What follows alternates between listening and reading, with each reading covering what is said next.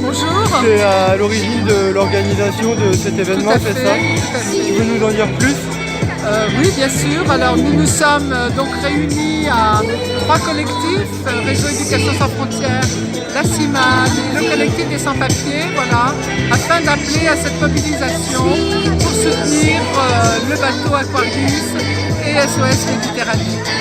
Et c'est une bonne réussite parce qu'il y a pas mal de monde quand même. Oui, je pense qu'il y a environ 300-350 personnes, bon, ce qui n'est pas énorme pour Amiens, mais bon, on est quand même content de cette mobilisation. Sur une cause comme celle-ci, Sur une cause comme celle-ci, voilà, qui n'est pas facile à soutenir. Voilà, exactement.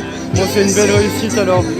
Merci Martine et RESF aussi, la Ligue des droits de l'homme. Le collectif des sans-papiers, enfin, la CIMAD, toutes les associations qui étaient là, voilà.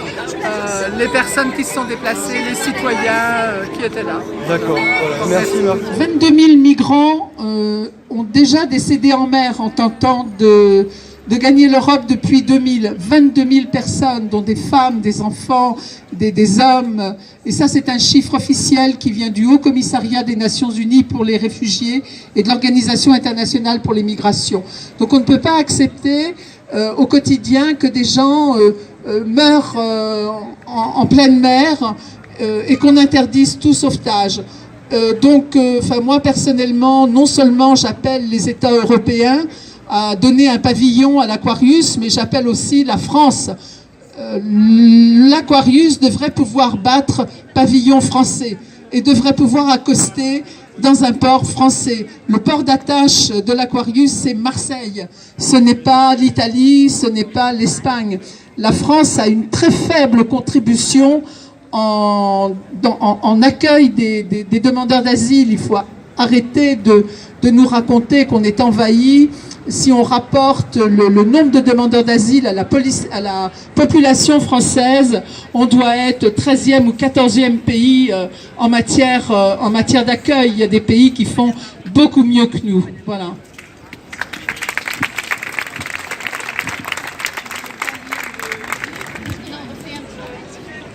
Oui, est-ce que parmi les citoyens présents, il y a des personnes qui ont envie de s'exprimer et de donner leur avis?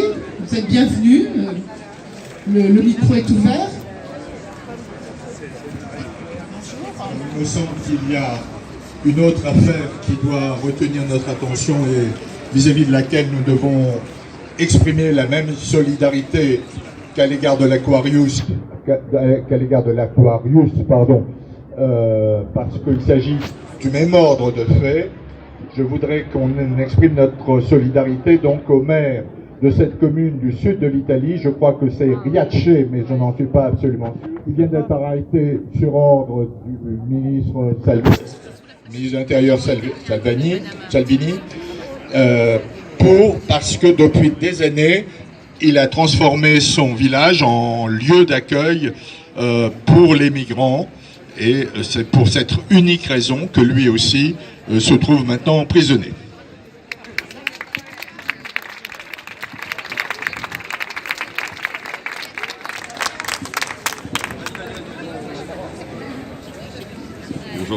Bonjour, je suis Yannick Envroin, directeur de l'association Imprémis, qui participe dans la Somme largement à l'accueil de demandeurs d'asile et de réfugiés, avec un soutien important de l'État, il faut le dire.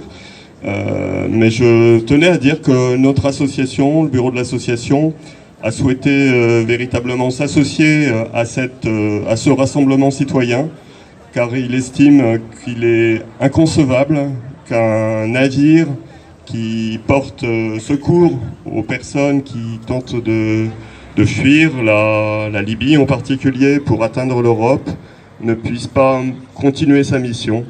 Donc l'association Imprémis est totalement solidaire de cette journée, de ce rassemblement et bien sûr de SOS Méditerranée.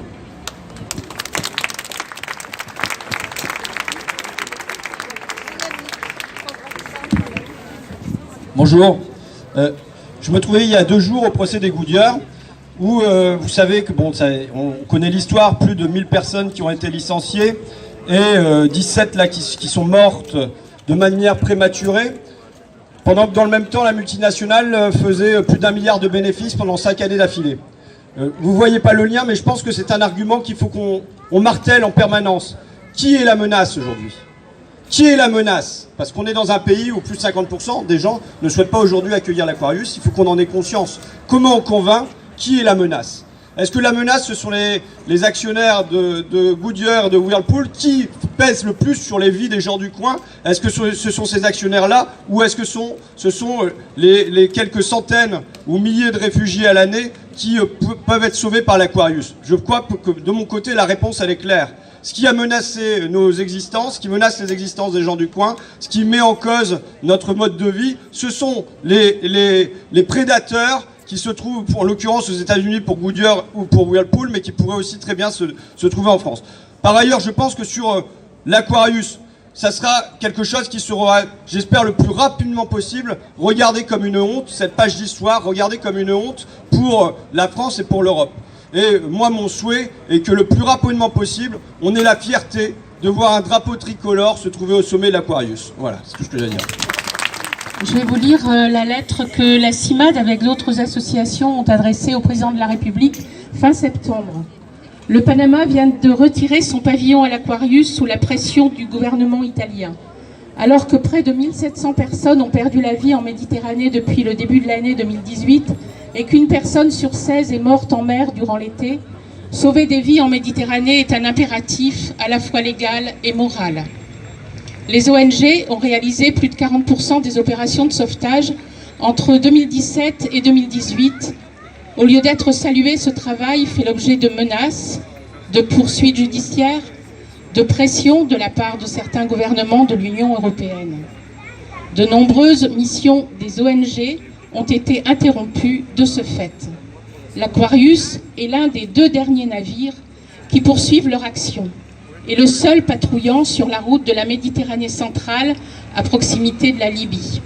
Il risque demain de ne plus pouvoir exercer ses missions de sauvetage en mer, faute de disposer d'un pavillon.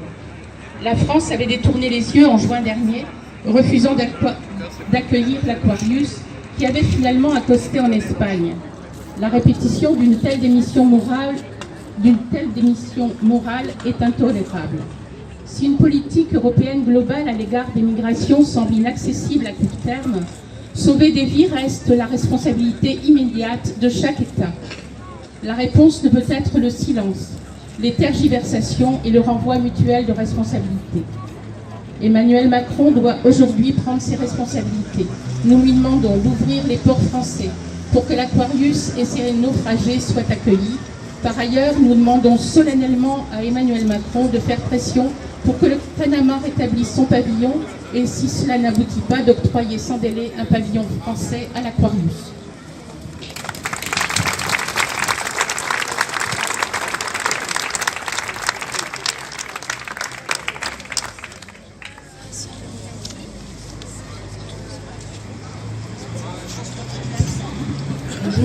Bonjour, avec quelques amis, on était assez indignés il y a quelques années quand on a vu des réfugiés arriver. Je me souviendrai toujours à la télé de ce monsieur qui courait sur le long des voies ferrées avec son enfant qui était handicapé et qu'ensuite il courait parce qu'on allait fermer les frontières. Et je me suis dit, je ne peux pas continuer à regarder ça. Avec des amis, on s'est dit, on ne peut pas continuer. Et donc, on a décidé de soutenir des réfugiés. Et c'est des réfugiés tibétains qui nous sont arrivés. C'est un vrai plaisir de les accompagner au jour le jour. Voilà, avec les enseignants, avec la prémisse qui fait vraiment un super boulot, les professionnels. Je viendrai vous donner des noms après, vos collaborateurs. Et donc, forcément, on a eu envie d'aller... Aujourd'hui, on leur apprend nos codes et tout, et on a eu aussi un peu envie d'aller dans leur pays. Mais on ne pouvait pas aller au Tibet parce que c'est très compliqué, c'est très couru et tout. Donc on est allé au Ladakh, qui est le petit Tibet. Et au petit Tibet, c'est vrai qu'on s'est imaginé la difficulté que pour eux ça devait être, en plus d'avoir passé l'Himalaya et tout. Mais ce que je me suis dit, et ça fait écho avec ce que M. Ruffin vient de dire, c'est que même si demain, vous savez, même si demain les Chinois ils disent revenez, on vous autorise tout, jamais ils ne reviendront dans leur pays malheureusement, en tout cas définitivement.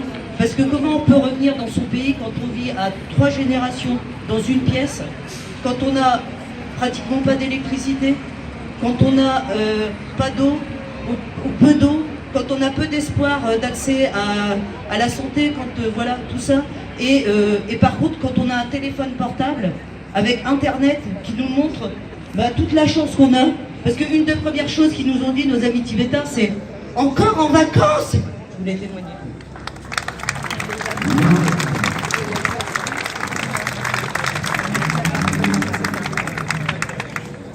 Quelques mots d'une citoyenne, Damien.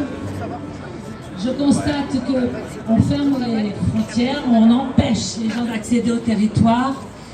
Les routes sont de plus en plus longues, sont de plus en plus difficiles, de plus en plus meurtrières. Et ça continue, et ça continue.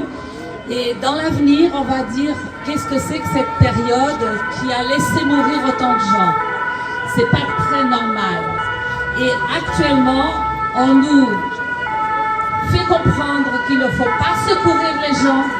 On nous fait comprendre qu'il ne faut pas accueillir les gens, les accueillir. C'est pas normal.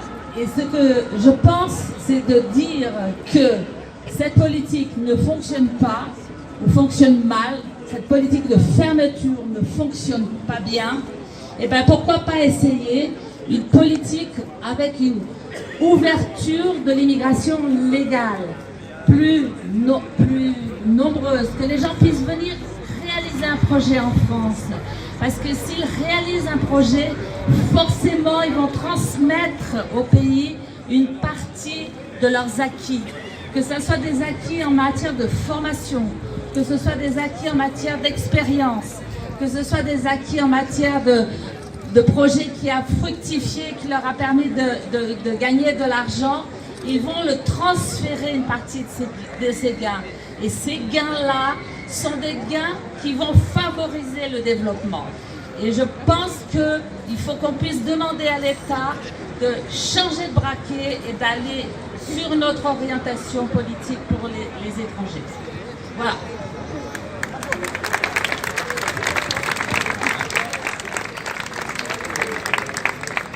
De ces représentants ici, qui s'appelle le Réseau solidaire amiénois.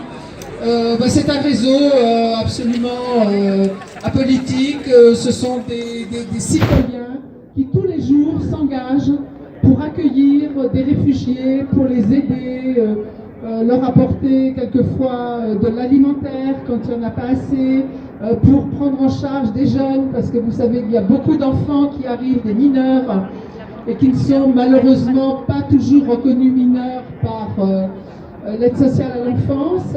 Donc ce réseau solidaire amiénois héberge les jeunes quand il faut les héberger pour qu'ils ne soient pas à la rue. On fait des appels assez souvent pour du mobilier, si vous avez chez vous des fois un lit qui vous encombre, un matelas, un sommier.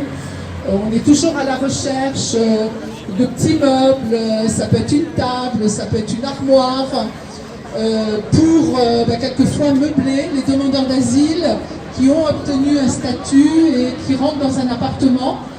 Mais comme les jeunes de moins de 25 ans n'ont aucune aide financière, on leur donne des appartements vides, donc nous les aidons aussi à meubler leur appartement. Donc si vous avez ce genre de choses chez vous, je sais qu'en ce moment on cherche des lits d'une personne, vous pouvez mettre un mot sur la page Facebook du réseau solidaire amiénois. Voilà, vous mettez un petit mot, j'ai un lit, j'ai un matelas, j'ai un sommier, j'ai une armoire, j'ai des casseroles, j'ai de la vaisselle, j'ai des draps, enfin voilà.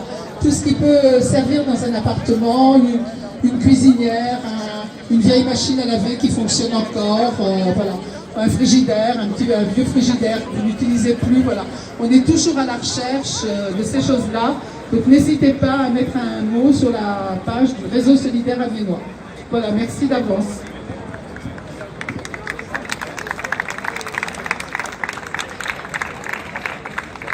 Pour compléter un peu ce que vient de dire Martine, donc il y a également des collectifs et des associations sur Amiens qui viennent en aide aux migrants.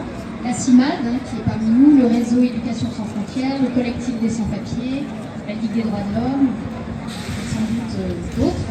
Voilà, tout simplement pour dire que ces collectifs ont besoin de plus de bénévoles. Donc voilà, comme vous êtes nombreux aujourd'hui, c'est l'occasion aussi, si vous souhaitez accueillir les migrants quand ils arrivent difficilement en France à Amiens, aider de manière humaine en faisant des dons, mais aussi pour les accompagner dans toutes leurs démarches administratives pour obtenir leur régularisation. Et parfois ils sont régularisés, il leur arrive de perdre aussi leur titre de séjour. Voilà, donc n'hésitez pas, vous pouvez laisser vos coordonnées, on peut aussi vous renseigner. Voilà. Donc, on a besoin vraiment de bonne volonté. Merci pour eux.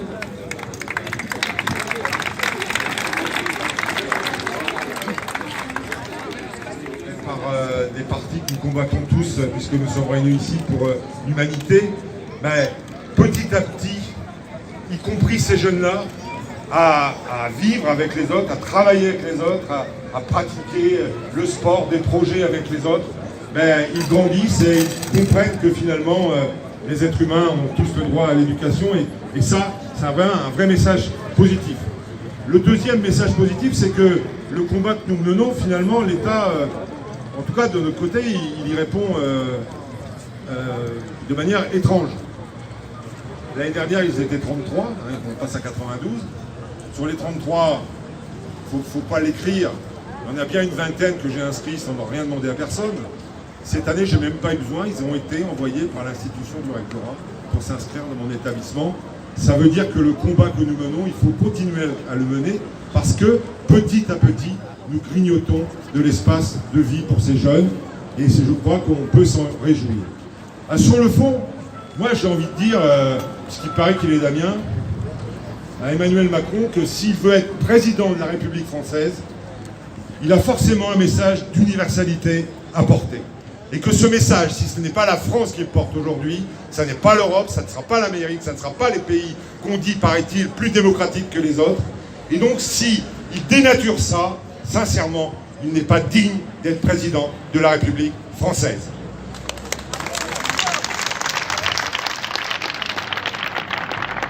Et pour terminer, François l'a abordé, ça fait sans doute des siècles que nous pillons les matières premières, les matières énergétiques des pays, des jeunes que nous accueillons. Donc en plus, moi j'estime qu'on leur doit ce devoir de solidarité parce que nous avons bien vécu, nous les Occidentaux, en les pillant depuis des années. Et j'en ai marre de ce monde où il n'y a que l'argent pour certains qui a le droit de circuler partout dans le monde et que l'être humain, lui, n'aurait pas le droit de circuler. Alors continuons, parce que c'est ça la bonne voie, c'est la voie qui forcément finira par l'emporter.